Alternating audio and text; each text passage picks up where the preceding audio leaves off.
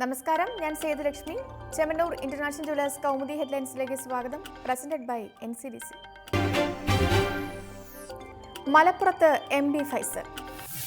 മലപ്പുറം ലോക്സഭാ ഉപതെരഞ്ഞെടുപ്പിൽ MP Faisal LDF സ്ഥാനാർത്ഥി. പ്രഖ്യാപനം കോടിയേരി ബാലകൃഷ്ണന്റെ അധ്യക്ഷതയിൽ ചേർന്ന CPM ജില്ലാ സെക്രട്ടേറിയറ്റിൽ. മലപ്പുറം ഉപതെരഞ്ഞെടുപ്പ് ഭരണത്തിന്റെ വിലയിരുത്തലാകുമെന്ന് കോടിയേരി. ജില്ലാ പഞ്ചായത്ത് അംഗവും DYFI ജില്ലാ പ്രസിഡന്റുമായ ഫൈസലിന് പുറമെ സാധ്യതാ പട്ടികയിലുണ്ടായിരുന്നത് TK ഹംസയും TK റഷീദ് അലിയും. ഏപ്രിൽ 12 നടക്കുന്ന തിരഞ്ഞെടുപ്പിൽ നാമനിർദ്ദേശ പത്രിക സമർപ്പിക്കാനുള്ള അവസാന തീയതി ഈ മാസം 24. അട്ടിമറിയിലും അന്വേഷണം. കുണ്ടറ പീഡന കേസിൽ പോലീസിന് വീഴ്ച പറ്റിയെന്ന റിപ്പോർട്ടിന് പിന്നാലെ അട്ടിമറി ശരിവച്ച് കൊല്ലം റൂറൽ SP.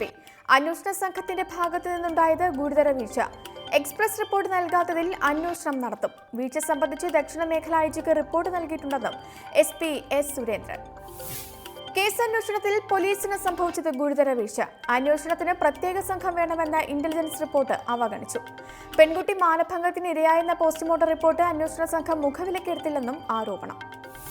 കേസിൽ അന്വേഷണം നടക്കുന്നതിനാൽ പരസ്യ പ്രതികരണത്തിനില്ലെന്ന് DGP ലോക്നാഥ് ബെഹ്റ. ഇതുവരെ ലഭിച്ച വിവരങ്ങൾ വിശദമായി പരിശോധിക്കുമെന്നും വിശദീകരണം. അതേസമയം പീഡന കേസിൽ കസ്റ്റഡിയിൽ കഴിയുന്ന പെൺകുട്ടിയുടെ അമ്മയും മുത്തച്ഛനും ഉൾപ്പെടെയുള്ളവരെ നുണപരിശോധനയ്ക്ക് വിധേയമാക്കാനും തീരുമാനം. IGക്കെതിരെ അന്വേഷണം. അനധികൃത സ്വത്ത് സമ്പാദന കേസിൽ IG മനോജ് എബ്രഹാമിനെതിരെ അന്വേഷണം. മൂവാറ്റുപുഴ വിജിലൻസ് കോടതി ഉത്തരവ് സ്വകാര്യ വ്യക്തി നൽകിയ ഹർജിയിൽ. SP റാങ്കിൽ കുറയാത്ത ഉദ്യോഗസ്ഥനെ കൊണ്ട് അന്വേഷണം നടത്തി 3 മാസത്തിലൊരിക്കൽ റിപ്പോർട്ട് സമർപ്പിക്കാൻ നിർദ്ദേശം. IGക്കെതിരെ പരാതിക്കാരൻ ഉന്നയിച്ചത് 61 ലക്ഷം രൂപയുടെ അനധികൃത സ്വത്ത് സമ്പാദിച്ചെന്ന ആരോപണം. രണ്ടാം പ്രതിയും കീഴടങ്ങി. കൊട്ടിയൂർ പീഡന കേസിൽ രണ്ടാം പ്രതി തങ്കമ്മ നെല്ലിയാനി കീഴടങ്ങി.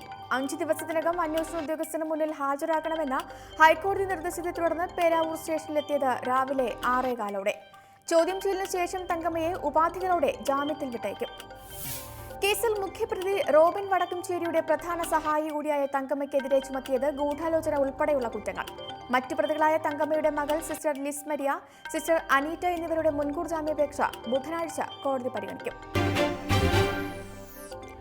ആഗ്രയിൽ ഇരട്ട സ്ഫോടനം. ആഗ്രയിൽ 2ഇടങ്ങളിലായി ഇരട്ട സ്ഫോടനം. കാന്റോൺമെന്റ് റെയിൽവേ സ്റ്റേഷനിലും സമീപത്ത് നടന്ന ആക്രമണങ്ങളിൽ ആർക്കും പരിക്കില്ല.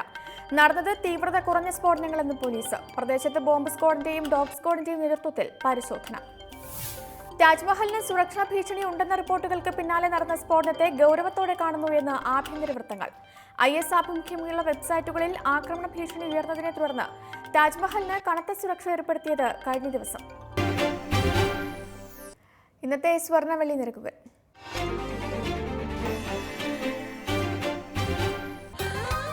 ദുബായ് ഗോൾഡ് ആൻഡ് ഡയമണ്ട് സ്വർണ്ണവെള്ളി നിരക്കുകൾ നിങ്ങൾക്കായി അവതരിപ്പിക്കുന്നത് Dubai gold and diamonds, India, UAE, Oman, Bahrain. സ്വർണം ഗ്രാമിന് 2700 രൂപ, പവൻ 21,600 രൂപ. വെള്ളി ഗ്രാമിന് 46 രൂപ.